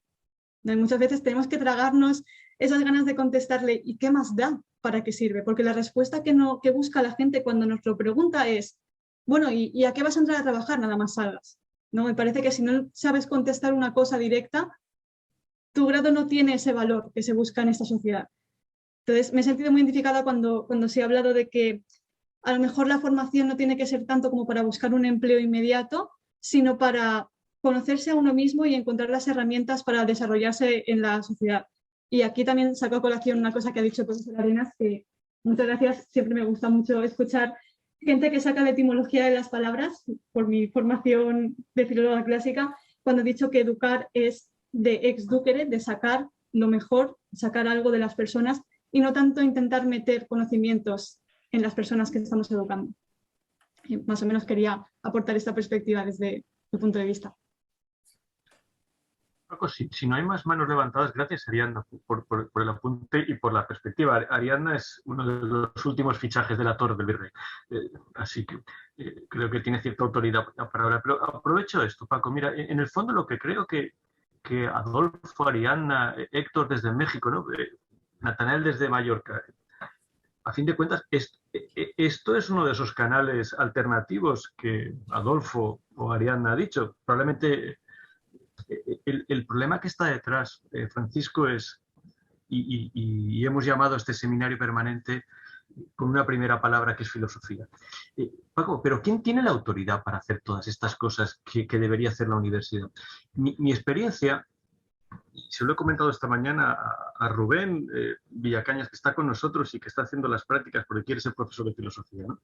Mi experiencia cada vez más, y entiendo que debe pasarte a ti también en la universidad, porque no es una experiencia únicamente de un tipo de educación u otro, es que en el fondo todos los profesores quieren ser profesores de filosofía, pero tal vez un profesor de matemáticas, tal vez un profesor, con el permiso de Ramón Aznar, que está con nosotros, un profesor de Derecho, o un profesor de Química, o un profesor de Física Nuclear, no está en condiciones de aportar la autoridad. Voy a mencionar dos palabras que han sacado los que han intervenido. ¿Quién tiene la autoridad espiritual o quién tiene la autoridad para la norma? No me voy a poner heideggeriano ni me voy a recordar de dónde viene Nomos, no voy a hacer un discurso de rectorado, Dios me salve, ¿no? Pero el asunto no deja de ser un asunto que atañe casi exclusivamente a quien está en condiciones de hacer de su trabajo una cuestión espiritual. Esto no lo puede hacer un físico nuclear. Porque, entre otras cosas, faltaría su trabajo como físico nuclear. Esa no es su competencia, debe enseñar física cuántica. Pero, ¿qué es lo que debe hacer un filósofo? Cuando tú has dicho, los profesores deben dar ejemplo. ¿Qué clase de ejemplo? Cuando dices, un profesor debe mostrar un modo de vida. ¿Pero cuál es el modo de vida de un profesor de veterinaria? Quiero decir, realmente, con todos mis respetos para un profesor de veterinaria, pero entiendo que debe mostrar los tendones de las cabras. Pero, ¿qué es lo que debe mostrar un filósofo? Es que esa es la cuestión una y otra vez. Y lo debatimos en el primer seminario.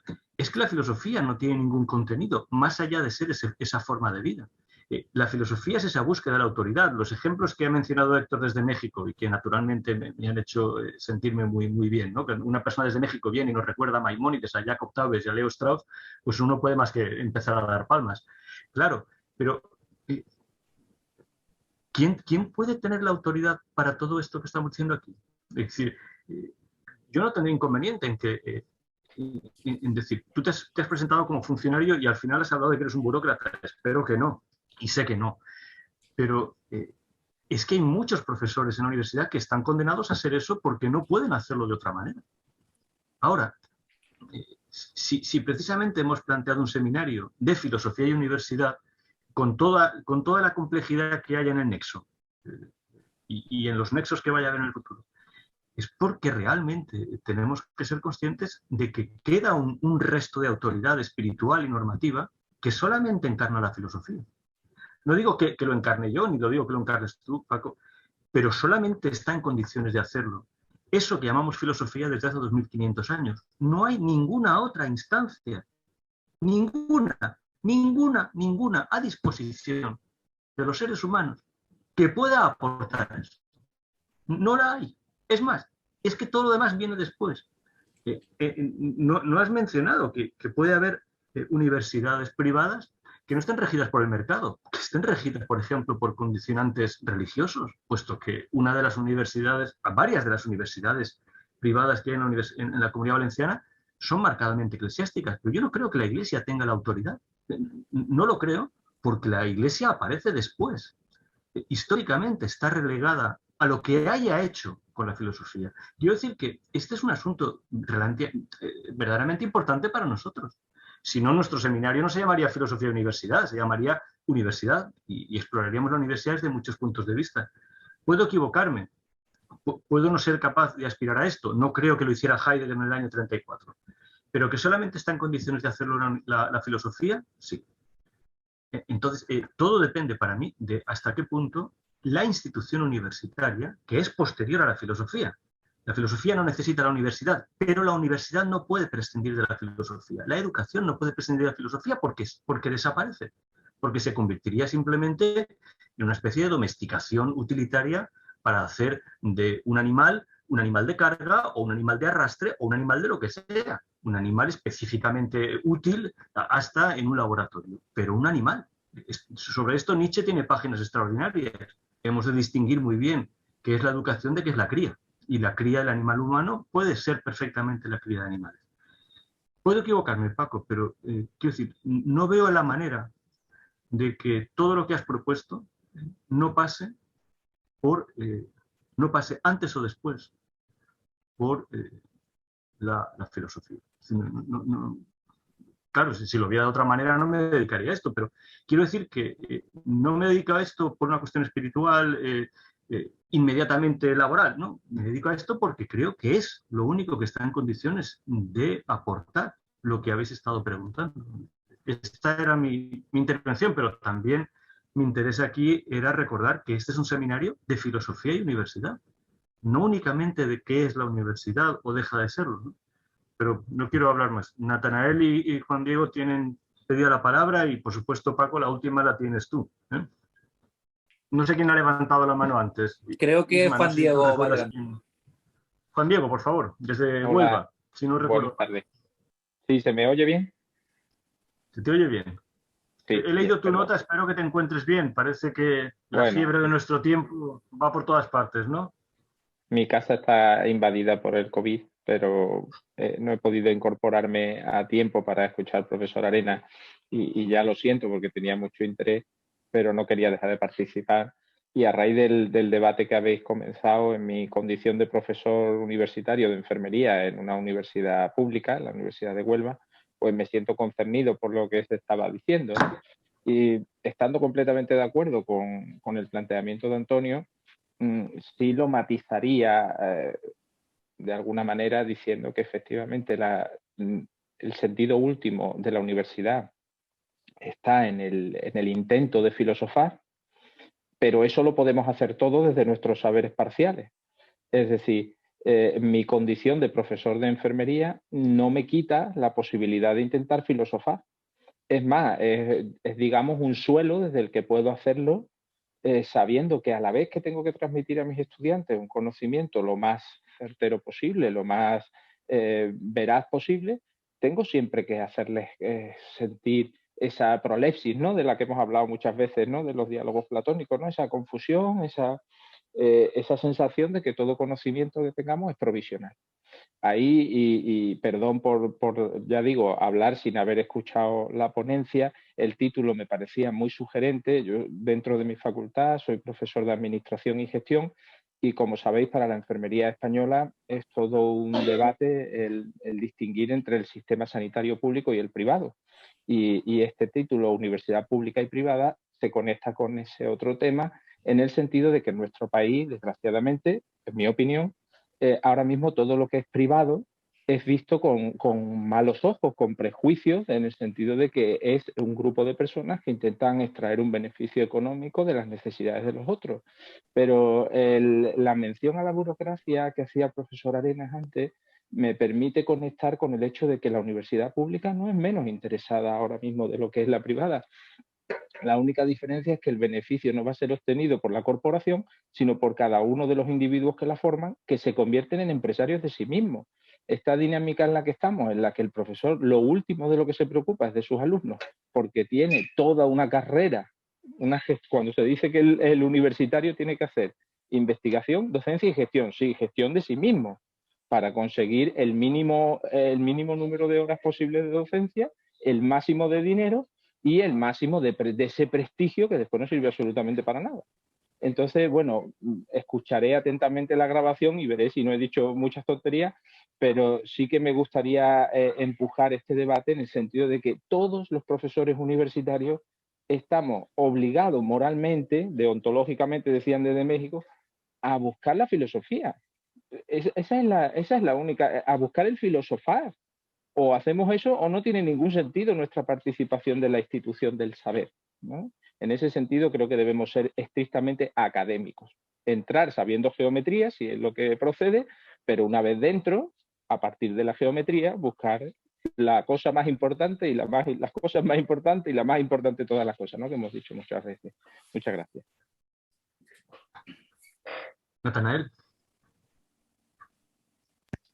Bueno, Juan Diego, prácticamente en todo lo que has dicho, amén. O sea, estoy muy de acuerdo con lo que has dicho. Me alegro de que hayas hablado antes que yo. Has sacado el tema que yo quería mencionar. Yo quería decir que un profesor de veterinaria o un profesor de derecho puede ser ejemplo, puede ejemplificar, pero claro, puede ejemplificar el qué. Amor a saber. Y voy a explicarme bien. No hablo de amor al conocimiento, ni siquiera amor al saber. Me refiero a amor a saber, al proceso de saber. Por ejemplo, obtener un profundo placer del hecho de estar enseñando algo y que un alumno te haga ver que no habías reparado en algo. O simplemente que te lleve la contraria, que te diga, eso que usted dice podría entenderse de otra manera. Y que lo dejes hablar y que te muestre, oye, eso yo no lo había pensado. Oye, esto amplía mi campo de experiencia. Claro, esto que lo puede ejemplificar cualquier profesor de cualquier profesión con la que se involucre, honesta y sinceramente, claro, esto es un rasgo característico de lo que llamaríamos filosofía, ese amor a saber. Claro, es decir, claro, aquí entraría la cuestión, es que claro, esto parece el grupo de los hermanos que va a defender elevar la filosofía a los altares, pero es que es lo que decía Antonio, o sea, al final no hay que elevar nada a los altares porque no hay nada que elevar, es una actitud. Entonces, cuando decimos introducir un elemento de filosofía en los demás estudios y volver a la filosofía, no se trata de poner a profesores a enseñar a Kant o a Voltaire y que los alumnos se aprendan las teorías y digan, ¡ale, ya está, saben filosofía! O sea, al final es una actitud. Y es una actitud que, como bien ha dicho Juan Diego, sí, es una actitud, pero hay que saber geometría, porque amamos saber, hay que aprender. Claro, esto es lo que he hecho en falta y además esta idea, esta beta de esta idea la ha planteado Héctor Fabián, que lo he puesto por el chat, que me ha gustado mucho. Es una ética de la educación. Y es una ética de la educación que solamente puede transmitirse eficazmente con el ejemplo. Pero claro, esto supone trascender la función, porque evidentemente que necesitamos la función y evidentemente que necesitamos función, funcionarios, burócratas. Es más, yo diría, así como Platón decía, es duro ser político, pero uno si es necesario lo ha de ser.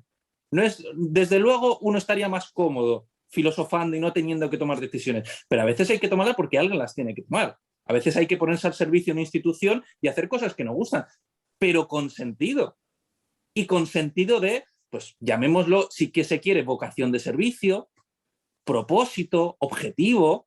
Por eso hablaba antes de qué necesario es tener una idea rectora de educación, una idea rectora de cultura. No tanto como esto es lo que debe ser la educación, no. Yo contribuyo en mi trabajo a esa idea. Podrá ser una contribución modesta, podrá no tener ningún efecto real, porque si será una gota de agua dulce que se diluirá en el océano, no importa, porque lo hago por amor a saber y lo hago como un servicio pues, a mi comunidad, a mi contexto, a mi tiempo. Yo creo que esa ejemplificación, que es una ética, podemos llamarlo así, es una ética de la educación, es una ética del saber, que es otra forma de llamarlo filosofía, y yo creo que no hay que avergonzarse de eso. Eso es filosofía literalmente, etimológicamente. Claro, cuando decimos introducir filosofía, volver a la filosofía, transmitir filosofía, es que es esto.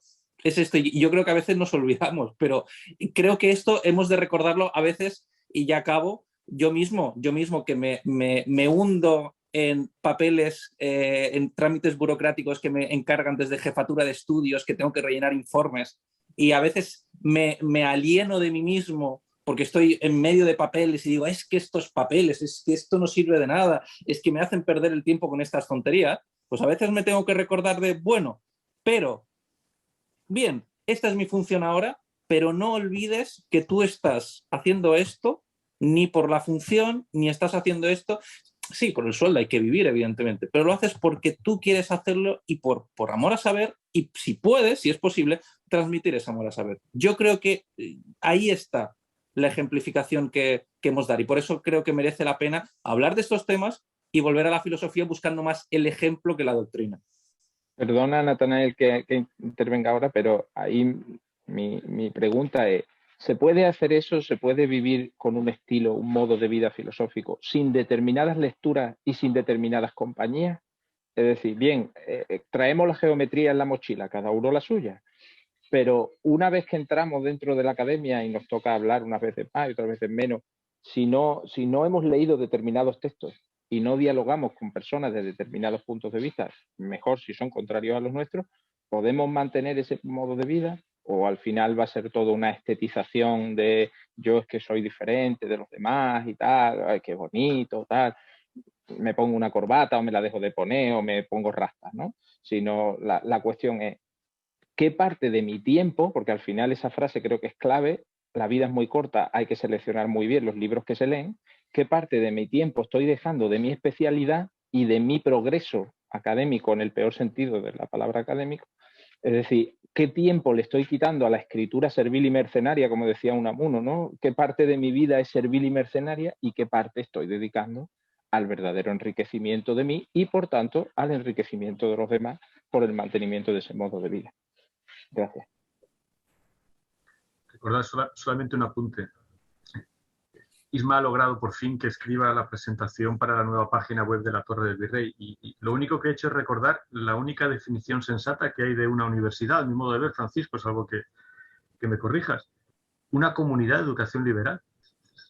La frase de... Por eso, Juan Diego, no, solos no. O entramos en una comunidad de educación liberal o naturalmente fracasamos. Esto es así. El sueño sería que la Torre del Virrey fuera esa comunidad de educación liberal, pero en cualquier caso hay que crearla donde uno esté. Y entiendo que eso debería ser la universidad, ¿no? Mal deben estar las cosas si los alumnos nos ven como burócratas, como funcionarios o simplemente como personas que únicamente están buscando su beneficio económico, ¿no? Sofistas en el mejor de los casos, especialmente dotados, pero mercenarios, ¿no? Paco, te corresponde, siendo la hora que es, la última palabra de nuestro debate. Sí, bueno, yo quisiera, bueno, en primer lugar agradeceros de nuevo la invitación y también, bueno, las diferentes palabras, porque me parece que ha sido muy enriquecedor, ¿no? Todo esto. Perdona que te interrumpa. Hay también una pregunta de Ramón Aznar en el chat, por si quieres también hacerte cargo de, sí, ¿cómo los cambios tecnológicos que hacen posible, han afectado a las políticas que hacen posible la universidad? Bueno, claro que han afectado los cambios tecnológicos. No sé a qué te refieres, no sé si quiere tomar la palabra, no, o Ramón y... Ramón, tienes que activar el micrófono. Hola, muy buenas noches. Buenas tardes. Bueno, sí, claro, el tema que nos ha congregado hoy era universidad pública y privada, pero el profesor Francisco Arenas, fijaos que buena parte, Francisco, has dedicado buena parte de tu intervención, ha hecho referencia a la cuestión tecnológica, ¿no? Que ha estado serpenteando a lo largo de toda tu intervención, ¿eh? Universidad pública y universidad privada y lo tecnológico planeando o en base a todo ello. Entonces, claro, podemos... yo también me quedo con una de tus ideas en el sentido de que la universidad tal y conforme la conocemos perfectamente pueden mutar hasta transformarse completamente, ¿no? En definitiva, una universidad es una institución. Da igual pública que privada, da igual que sea estatal que eclesiástica. Puede ser una mera corporación autónoma, como a lo largo de la historia la ha habido. La primera universidad, si consideramos como primera universidad Bolonia, pues en definitiva aquello fue una suerte de influencers, de señores influencers que captan la atención de una serie de estudiantes que tienen una serie de necesidades sin demasiado ropaje institucional, porque era algo naciente. Entonces, claro, efectivamente la universidad como tal, da igual pública que privada, se puede transformar. Aquí la pregunta, yo como ciudadano, ¿no? ¿En qué medida todo este impacto tecnológico puede afectar a la asignación de recursos? Porque en definitiva, en una universidad son recursos, da igual públicos que privados. Son recursos. Recursos son espacios virtuales o físicos, tiempo, tiempos y personales. Y eso puede... Entonces, claro, esto con las tecnologías puede verse muy, muy afectado, ¿no? Entonces, hasta el punto de transformar completamente la universidad. Y como ciudadanos ante eso, ¿qué?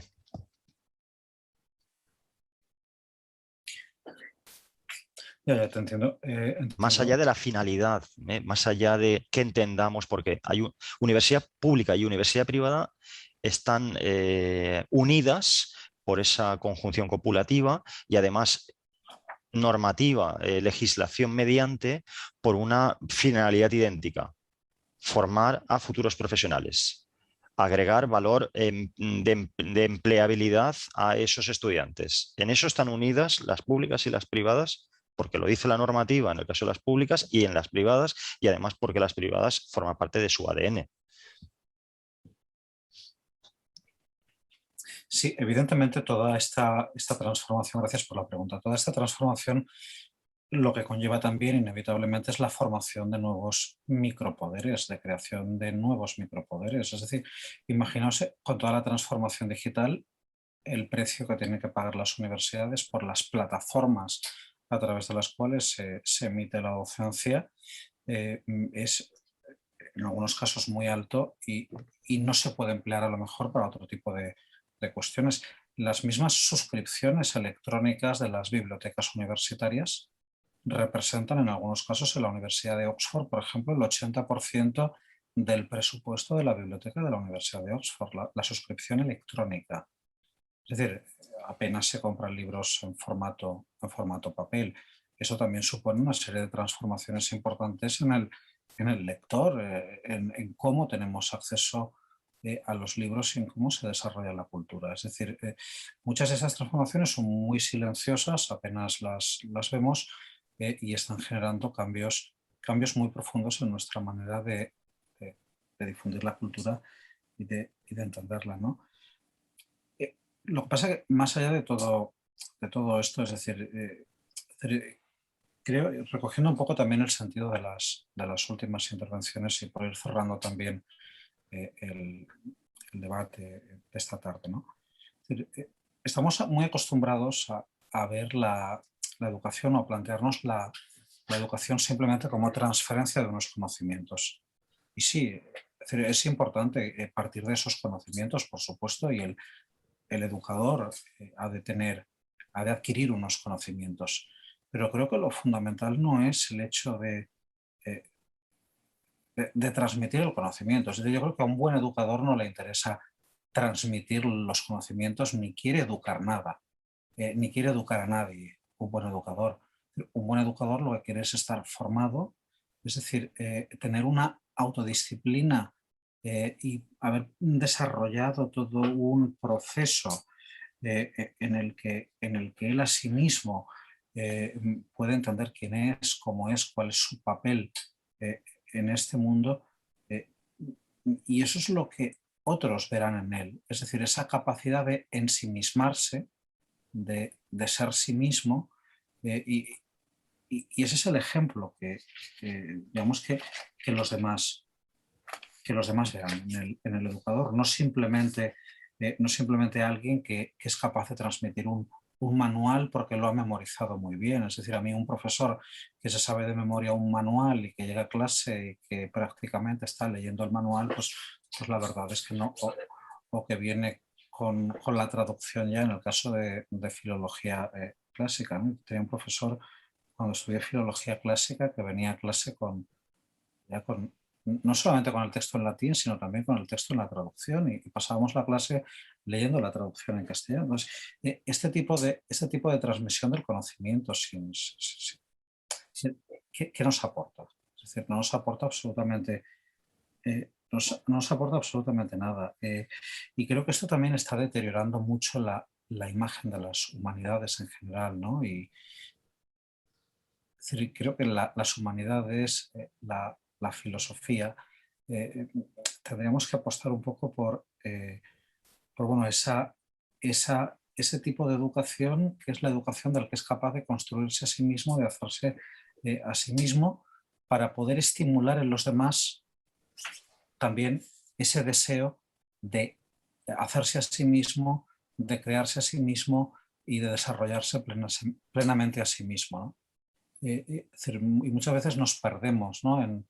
en toda esta retórica que pulula en nuestras universidades y en las lógicas o estatales o mercantiles que intentan controlar también el conocimiento en lugar de estimular pues, bueno, el autoconocimiento, el perfeccionamiento personal, la capacidad de, bueno, pues de generar esos lazos muchas veces ocultos que lo que generan es, desde la confianza en uno mismo, también la confianza y la credibilidad de los demás en la labor que uno está desempeñando, ¿no? Esto, claro, es muy difícil que lo promuevan las instituciones educativas cuando están atrapadas en lógicas que no son esas lógicas de la intimidad o de la concentración en uno mismo, ¿no? o de la búsqueda de uno mismo, sino que están orientadas a fines externos, ¿no? Tener en cuenta, alguien mencionaba antes, bueno, ¿por qué surge la universidad? Pues bueno, surge para poder certificar, para poder darle un título, ¿no? Y acreditar que esa persona tenga un título para poder realizar un trabajo. Claro, si reducimos la universidad simplemente a esa finalidad externa y no a una finalidad de autoformación, de capacidad de concentrarnos en nosotros mismos,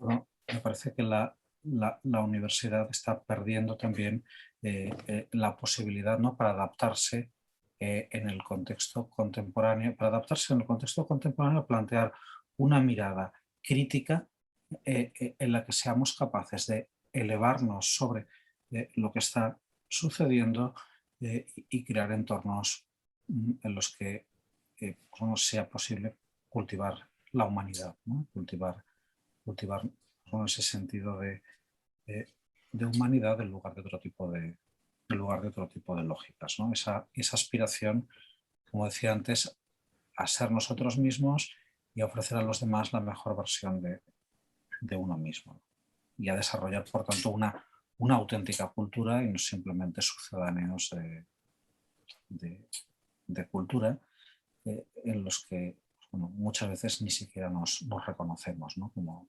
sucede en estos contextos de transformaciones tan grandes, ¿no? Entonces, bueno, me parece que es importante esto, es decir, cultivar la educación como ocio, más que como un negocio simplemente, o más que como algo que podamos rentabilizar en un sentido o en otro, porque nos va a dar empleabilidad o porque nos va a dar una posición.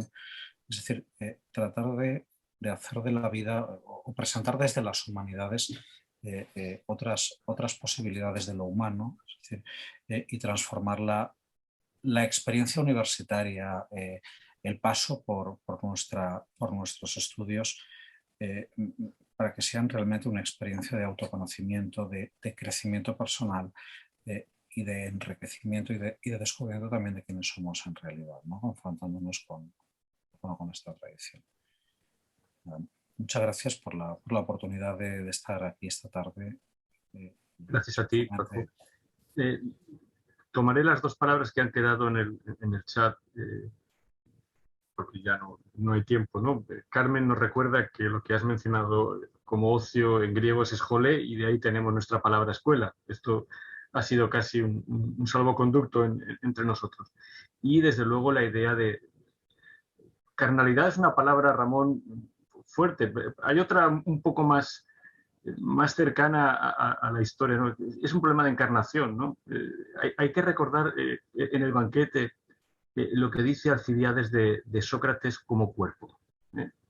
Siendo Alcibiades el ejemplo de un fracaso educativo. No es precisamente el mejor estudiante que tuvo Sócrates o el que mejor, pero esa referencia continua o la idea final en el Fedón, cuando Sócrates acaricia los rizos de Fedón, ¿no? Hay una proximidad física sin la cual todo esto, naturalmente, ninguna tecnología lo puede suplir. Espero que nosotros, con el calor de las palabras o con el tono que hemos mencionado, podamos mantener la esperanza de que pronto volvamos a vernos alrededor de nuestra mesa rectangular que nos gusta sentarnos, ¿no? La semana que viene, por prudencia, por necesidad, haremos también online la última sesión de este seminario, que espero que no sea el último. Creo que la sintonía con la Universidad Internacional es grande y nos permite pensar en nuevos seminarios. El profesor Baselga empezará donde prácticamente ha acabado Paco, con la idea de humanidades o ciencias en este porvenir de la universidad. Muchísimas gracias a todos. Sabéis que el vídeo estará disponible en unos días y, bueno, con la esperanza de que esto empiece a ser una comunidad de educación liberal, confío que nos podamos ver el próximo jueves. Muchísimas gracias a todos.